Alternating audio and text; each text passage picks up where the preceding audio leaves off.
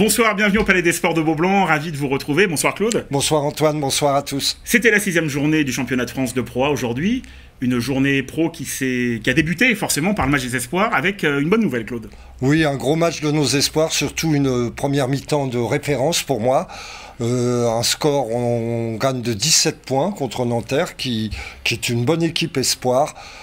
Avec un Vincent Fauché retrouvé et l'ensemble retrouvé. Je crois que le travail paye et le travail que fait Mehdi régulièrement, journellement sur Merveille Muninga par exemple, est en train de payer.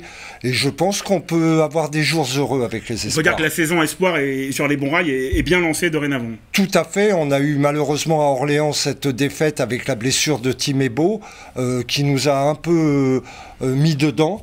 Mais ce soir, ils étaient très concentrés et vraiment un match référence pour moi, surtout la première mi-temps. Alors, un match référence des espoirs, l'enchaînement est tout trouvé. Les pros ont gagné contre Nanterre 92, le deuxième du championnat. Claude, un début difficile, mais au final, vraiment, tout simplement un très beau match de basket ici à Beaublanc. Oui, alors, moi, je vous avoue que les 4 premières minutes 30, quand je vois 0 Limoges, 9 Nanterre, connaissant le jeu d'habitude de Nanterre, et je me suis dit, aïe aïe aïe, où va-t-on?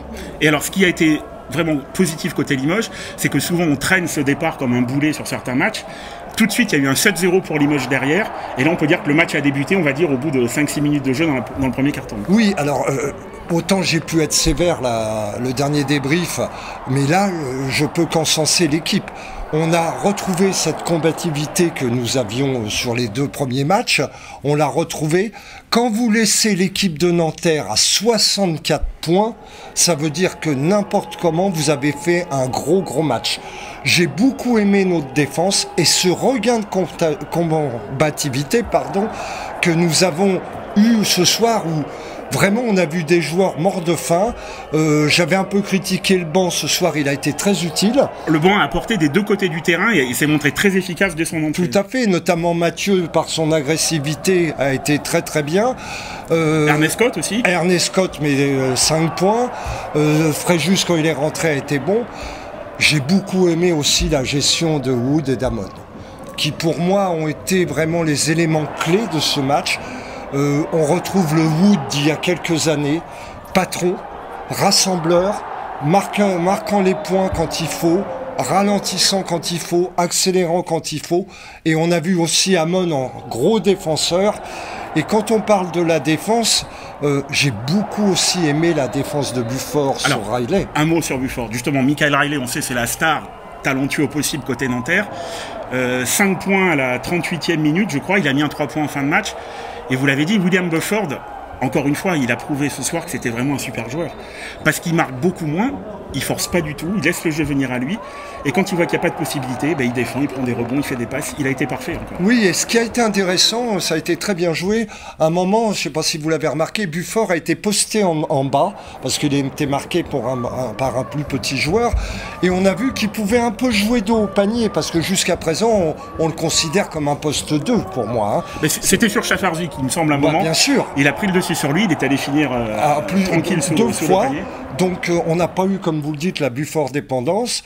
Et là, tout le monde a apporté vraiment son écho, avec 38% à 3 points.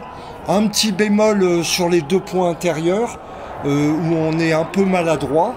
Mais notre combativité fait que c'est un match parfait. Donc, mon Dieu, qu'est-ce que je peux regretter cette déroute de Cholet, parce que pour moi, c'était une déroute. Et là, aujourd'hui... on va recevoir Chalon-Reims. Si on fait un bon match, qu'on gagne, on se relance quand même. La dynamique peut être réenclenchée de victoire. Vous avez parlé brièvement du jeu intérieur. Un mot quand même il a donné l'exemple, le capitaine Ousmane Camara. Alors, tant en défense qu'en attaque, que dans la combativité, irréprochable encore Ousmane. Ah bah Ousmane, en ce moment, pour moi, c'est notre joueur, c'est notre pion essentiel.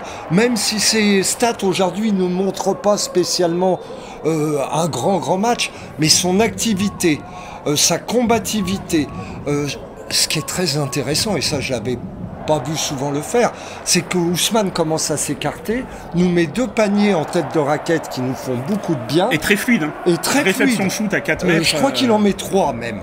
Et ça, c'est d'une importance capitale, parce que s'il commence à pouvoir s'écarter un petit peu, ça change toute la donne. Ça a permis à Fer notamment de trouver des paniers dessous. Ouais. Vous l'avez dit, beaucoup de bonnes nouvelles ce soir, Claude, pour ce match contre Nanterre. Ça fait plaisir. Oui, tout à fait. De commenter un beau match et une victoire du Limoges CSP.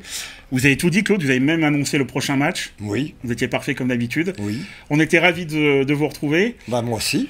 De saluer cette victoire du Limoges CSP. On se dit à très vite pour la 7e journée de Pro A ici à Beaublanc. Salut Claude. Bonsoir Antoine, bonsoir tout le monde. Salut à tous.